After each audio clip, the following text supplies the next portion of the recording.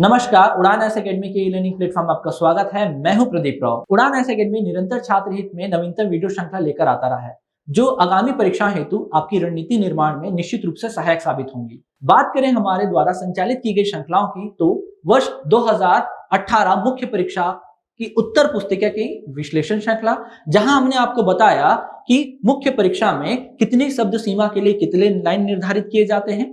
इसके अतिरिक्त मुख्य परीक्षा वर्ष 2012 से लेकर 18 तक के प्रश्न पत्रों में पूछे गए प्रश्न का विषयवार टॉपिक वाइज विश्लेषण, जिसके माध्यम से हमने आपको संभावित प्रश्न भी उपलब्ध कराए। इसके अतिरिक्त छात्रों की मांग और उनकी दुविधाओं को दूर करने के लिए छत्तीसगढ़ आर्थिक सर्वेक्षण वर्ष 2019-20 श्रृंखला, साथ ही साथ छत्तीसगढ़ की विभिन्न योजनाओं से संबंधित श्रृंखला, इसके अतिरिक्त संविधान संशोधन की विशेष श्रृंखला भी जारी की। ये सारी की सारी श्रृंखलाएं हमारे YouTube चैनल में उपलब्ध हैं, आप इनका लाभ ले सकते हैं। इसी क्रम को आगे बढ़ाते हुए हम आपके लिए लेकर आ रहे हैं एक नवीनतम श्रृंखला, छत्तीसगढ़ प्रारंभिक परीक्षा प्रश्न पत्र विश्लेषण श्रृंखला, जहां आपको इस वीडियो श्रृंखला में प्राप्त होते हैं CGPSC प्रारंभिक परीक्षा वर्ष 2012 से लेकर 19 तक के प्रश्नों का विषयवार एवं टॉपिक वाइज विश्लेषण। इसके अतिरिक्त चूंकि पैटर्न में कुछ बदलाव हुए हैं बीते समय से, तो इन्हीं को ध्यान में देते हुए आयोग द्वारा आयोजित वर्ष 2015 से वर्ष 2019 तक विभिन्न परीक्षाओं में पूछे गए प्रश्नों का विश्लेषण, इन्हीं विश्लेषणों को आधार बनाकर आगामी होने वाली परीक्षाओं हेतु संभावित प्रश्नों पर टॉपिक वाइज चर्चा हम करेंगे। तो देखते हैं विश्लेषण चार्ट के माध्यम से कि वर्ष 2012 से लेकर 19 तक में प्रश्नों की पूछने की प्रकृति क्या रही है। जैसे कि यहाँ पर विषयवार लिखा हुआ है, जैसे इतिहास के प्रश्न हैं, संविधान के प्रश्न हैं, भूगोल, अर्थव्यवस्था, विज्ञान, करंट अफेयर, विविध प्रश्न, ये सब के विषयवार यहाँ पर उपलब्ध हैं कि कौन से टॉपिक से कितना प्रश्न पूछा गया है। इन्हीं टॉपिक्स और इन्हीं विवरणों के आधार पर हमने औसत प्रश्न संख्या निकाली है। तो यहाँ पर आपको दिखाई दे रहे हैं पूछे गए प्रश्नों की औसत संख्या, और वो भी कैसे, विषयवार। तो यहाँ पर आप देख सकते हैं प्रति वर्ष इतिहास में लगभग 9 से 12 प्रश्न पूछे जाते हैं। वही कला संस्कृति से 3 से 6 प्रश्न निश्चित तौर पर उपलब्ध होते हैं। संविधान में 9 से 11 प्रश्न, भूगोल में 6 से 8 प्रश्न, वही देखते हैं अर्थव्यवस्था में 3 से 5 प्रश्न निश्चित तौर पर उपलब्ध रहते ही हैं। साथ ही विज्ञान से अधिकतम 11 और 13 प्रश्न आपको दिखाई देते हैं। वही समसामयिक या करंट अफेयर से आप देखते हैं 7 से 9 प्रश्न आपको निश्चित तौर पर मिलते ही आपके एग्जाम में।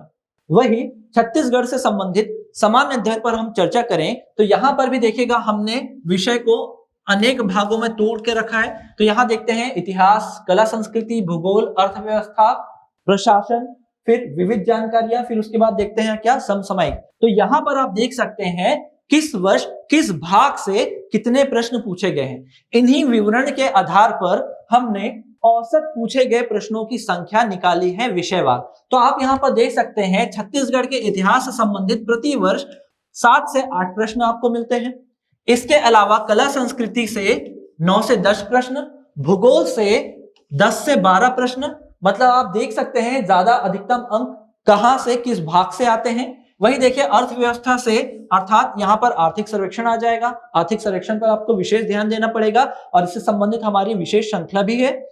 तो यहाँ पर देखिएगा प्रशासन से संबंधित यहाँ पर कितने प्रश्न पूछे जाते हैं, 3 से 4 प्रश्न। साथ ही समसामयिक घटनाओं से संबंधित जो है 4 से 6 प्रश्न। साथ ही विविध प्रश्न भी यहाँ पर उपलब्ध होते हैं, उनकी संख्या होती है 3 से 4 प्रश्न।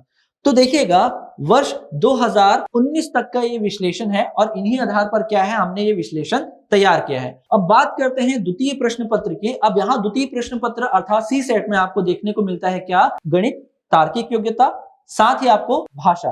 तो यहाँ पर देखिएगा ये पेपर क्या हो चुका है, आपका क्वालिफाई हो चुका है। तो क्वालिफाई होने के बाद हमने उन बिंदुओं को यहाँ पर प्राथमिकता दी है जहां से अधिकतम अंक के प्रश्न पूछे जाते हैं। जैसे अगर हम गणित की बात करें तो यहाँ पर आप देखते हैं संख्या पद्धति से हर बार 3 प्रश्न बनते हैं, सरलीकरण से आप देखते हैं 3 प्रश्न, औसत से देखते हैं 2 प्रश्न, प्रतिशत से प्रतिवर्ष यहाँ पर 2 प्रश्न निश्चित तौर पर पूछे ही जाते हैं, समय दूरी से निश्चित तौर पर 2 प्रश्न होते ही हैं, पाई चार्ट से संबंधित यहाँ पर आपको प्रश्न मिलते हैं 3, बार ग्राफ से संबंधित प्रश्न होते हैं यहाँ पर 2, फिर उसके बाद टेबल फॉर्म में संबंधित प्रश्न होते हैं 3। तो देखिएगा ये जो है आपके डीआई से संबंधित प्रश्न है।